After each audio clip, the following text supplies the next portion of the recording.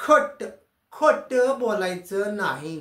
आता तुम्ही म्हणणार आम्ही काय खोटं बोललोय, हेच की आमच्या मुलांना लहान शब्द वाचता येतात आणि मोठे शब्द वाचता येत नाही, हेच की खोटं. जर तुमच्या मुलांना लहान शब्द वाचता येत असतील तर तुम्हाला मोठे शब्द सुद्धा सहज वाचता येतील. आता तुम्ही म्हणणार कुठून कुठून, अगं इथून. आज मी तुम्हाला दाखवणार आहे की छोट्या शब्दातून मोठे शब्द कसे वाचायचे. त्याच्या अगोदर थोडंसं रील स्टार व्हायचा प्रयत्न केला, पण ते आपलं प्रांत नाहीये, आपली थोडी उगाचच ऍक्टिंग. पण बोलूयात. बऱ्याच भागा होता, बऱ्याच पालकांना असं वाटतं की छोटे शब्द आमची मुलं वाचतायत पण मोठे शब्द वाचायला त्यांना जड जातं. आज मी तुम्हाला हे पटवून देणार आहे की जर छोट्या शब्दांवर मुलांची पकड असेल, जर छोटे शब्द त्यांना प्रॉपरली वाचता येत असतील तर मग ते मोठे शब्द सुद्धा इझिली वाचू शकतील. सो बघा, तुम्ही म्हणणार हे शब्द तर आमच्या मुलांना सगळेच येतात. जसं हा शब्द काय आहे, हा शब्द आहे पिंक. हा शब्द आहे क्यूट. आणि हा शब्द आहे मेक. सो बरीच मुलं अशी असतात, म्हणजे मी त्या विद्यार्थ्यांबद्दल बोलतोय ज्यांना स्वर कळतात. जसं की हा पिंक शब्द आहे. काही वेळा काय होतं, मुलं एखादा शब्द वाचतात त्यावेळी हे बघत नाही की त्यांना काही ते स्वतःहून ट्राय करतात, तर अशा वेळी की हे शब्द आम्हाला नेहमी येतात. सो नेहमी वाचून त्यांना समजायला लागलं की हा पिंक आहे, हा क्यूट वाचतो आम्ही, हा मेक वाचतो. पण अशा शब्दातून तुम्ही मोठे शब्द इझिली वाचू शकता. आता बघा कसं काय. सो सिम्पली तुम्हाला ह्याला पिंक का वाचलं, कारण हा जो आय आहे त्याचा तुम्ही आवाज आहे तो ई काढला, बरोबर, म्हणून त्याला पिंक वाचला. हा जो यू आहे त्याचा आवाज तुम्ही क्यू म्हणजे यू काढला. आणि हा जो ए आहे त्याचा आवाज तुम्ही एच काढलाय, मेक, बरोबर. सो जेव्हा ए ईच्या जोडीला येतो त्यावेळी आपण त्याचा ए आवाज काढतो. आता अशा आवाजातून आपण मुलांना मोठ्या स्पेलिंग कशा शिकू शकतो. सो बघा इकडे, आता मला सांगा आय आहे. सो आयला तुम्ही काय वाचलं, ई,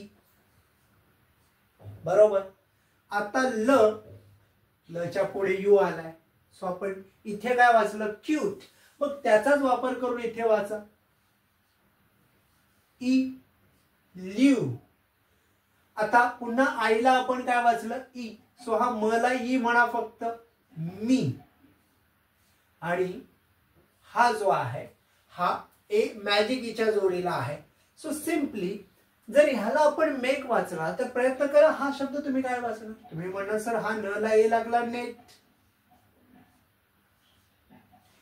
इल्युमिनेट. आहे की नाही सोपं. सो छोट्या शब्दातून तुम्ही मोठा शब्द इझिली वाचू शकता. पुढचा शब्द बघा. आता हे शब्द तुम्हाला इझिली येत आहेत. Cat, pig, kite. आता ह्या ए साठी तुम्ही काय वाचलंय, ऍप. ह्या आय साठी ई, ऑफकोर्स मगाशी पण आपलं झालंय. आणि ह्या आय साठी जेव्हा आय ईच्या जोडीला येतोय आपण आई म्हणतोय,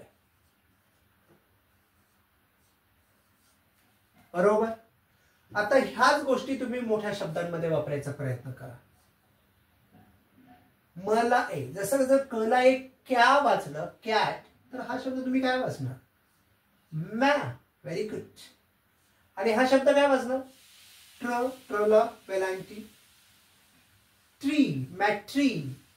आणि जर हा आपण काईट वाचला, कला आय काय, मग सला आय साय,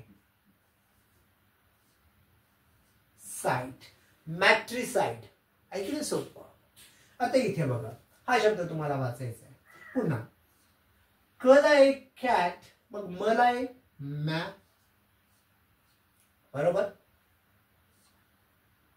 हा स आणि हा क.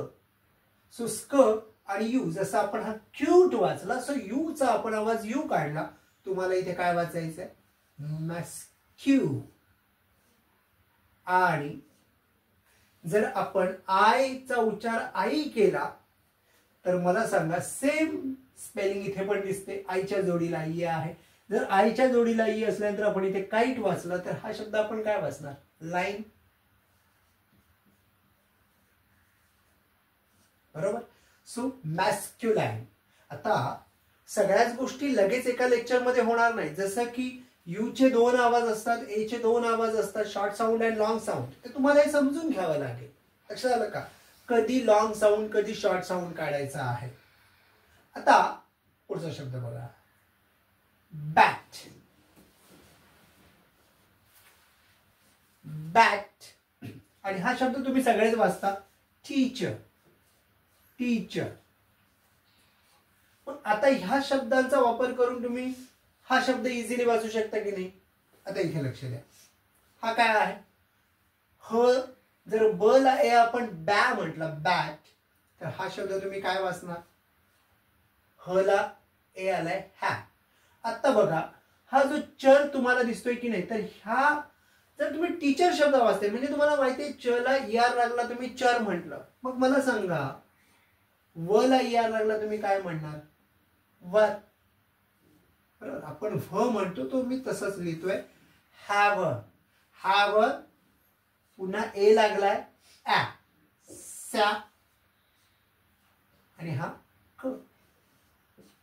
Have a sack. Have a sack. सोपं आहे. आता पुढचा शब्द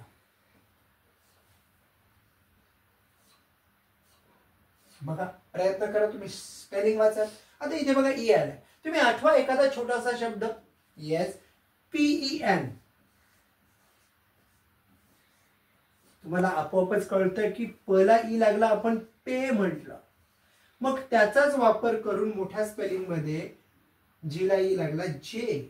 आता इथे लक्षात घ्या, जीचे 2 आवाज असतात, ग आणि ज. ओके नाही? सो मी जसं म्हटलं ना, सगळ्याच गोष्टी एका लेक्चर मध्ये इम्प्रूव्ह होऊ शकत नाही. तुम्हाला सतत अभ्यास करावा लागेल, व्हिडिओज बघावे लागतील, रीडिंगची प्रॅक्टिस करावी लागेल. जे, स्टी. बरोबर. ओळखायचं कसं? हा स्ट. आईचा आवाज आपण काय काढला? पिंक. ई. मग इथे पण आपण ई आवाज काढला, स्टी. जेस्टी.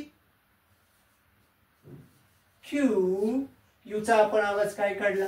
यू. जेस्टिक्यू. आणि हा शब्द तुम्ही काय वाचणार? ह्याच्यासारखी स्पेलिंग कुठे आहे? मेक.